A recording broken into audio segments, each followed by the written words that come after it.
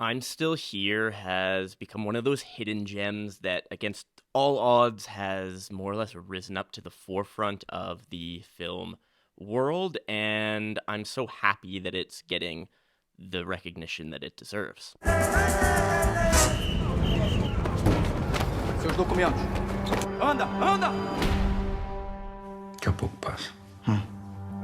I'm Still Here comes from director Walter Salles, who has directed films like Central Station and The Motorcycle Diaries, and he teamed up with a couple screenwriters to adapt Marcelo Rubens Paiva's 2015 memoir, the son in this real-life family that is being portrayed on screen.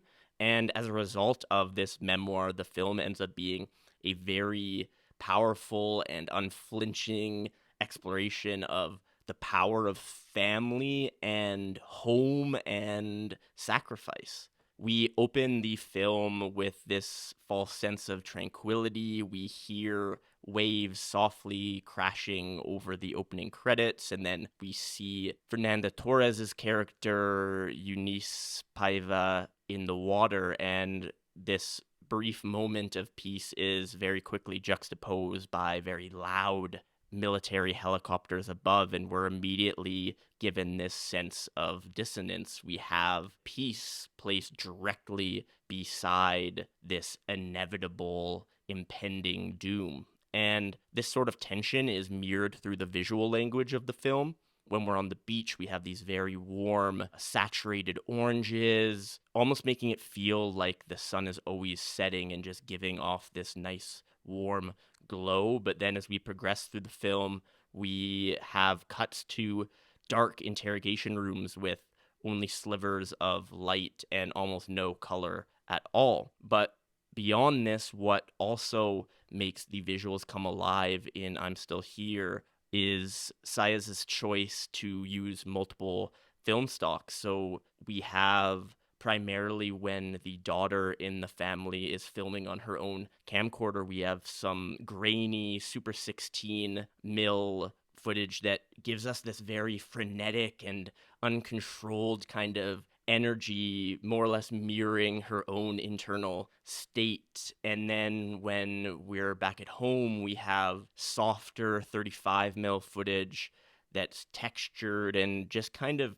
feels lived in and, again, comfortable. And that comfortability is supported by the family dynamics in the film. It is one of the best overall family units that I have seen on screen. Fernanda Torres, of course, is the star of the show as Eunice, but every actor in this family unit really is strong. Normally, when you have so many actors, particularly younger actors, there's one or two that don't quite reach the level that they need to be, but everyone here was great. I was even more all in on the film on a selfish level when we were introduced to the daughter's love of 60s folk rock. We get some great Beatles tracks here, for example. And again, we're lulled into this sense of nostalgic comfort. We have the family dancing. We have them singing along to the record player and sharing laughs with each other and their friends. But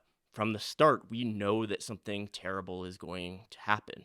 We have the helicopters overhead. We have the military vehicles in the streets. We have very hushed late night phone calls from the husband. And then, of course, something terrible does happen. The father is taken away, followed by Torres and one of her children. We stay with Eunice, Torres's character, during some terrifying interrogation sequences. We're stuck in very cramped rooms with minimal light, and we can hear screams from nearby cells. And not seeing these other individuals makes it even more terrifying. At one point, we're with Torres as she hears a man singing a song, but then shortly thereafter being beaten into silence. I'm sure that we have all heard things about Torres's performance by now, which is amazing. There are a few great women nominated at the Oscars this year. I'm filming this just a couple days before the ceremony, so hopefully when you're watching this, she'll have a Best Actress win under her belt. I won't go into any real spoilers. I mean, this is rooted in real life events, but still, the way that the film decides to approach the story is by bringing us into the future in our final act, and we see an older version of Eunice. And when I first saw this, I thought, wow, the makeup here is so brilliant. They really made Fernanda Torres as an older version of herself so believable. But then I realized it's not Fernanda Torres, it's her real life mother, and that maybe shouldn't have been a huge surprise given that Fernanda Montenegro actually starred in a Salles film back in the 90s, Central Station. Still, when you have this additional knowledge, it just makes the end of this film hit that much harder. At the end of the day, I'm Still Here is about a lot of things. It's about the power of sacrifice and the love for one's family, and it reflects on a very real history in Brazil, one that some political groups have tried to erase and still currently are trying to erase. There have been some protests from far-right groups regarding this film, saying that it depicts history that is not true, but by all accounts, these events did occur, and it is very real.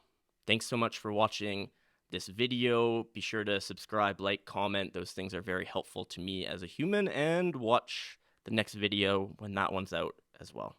Thanks so much.